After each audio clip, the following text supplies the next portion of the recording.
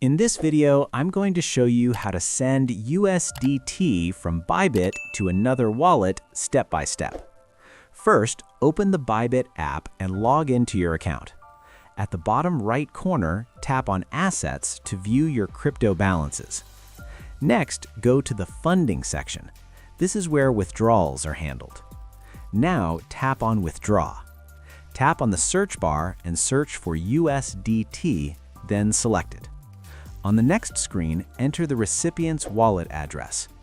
After that, choose the correct network that matches the wallet you're sending to. This step is very important. Now enter the amount of USDT you want to send. Before continuing, double-check the wallet address, network, and amount to make sure everything is correct. Once everything looks good, tap Withdraw and complete the security verification. And that's it. You have successfully sent USDT from Bybit to another wallet. If this helps you out, please subscribe. It really helps me out as well. Thanks for watching, and I'll see you in the next one.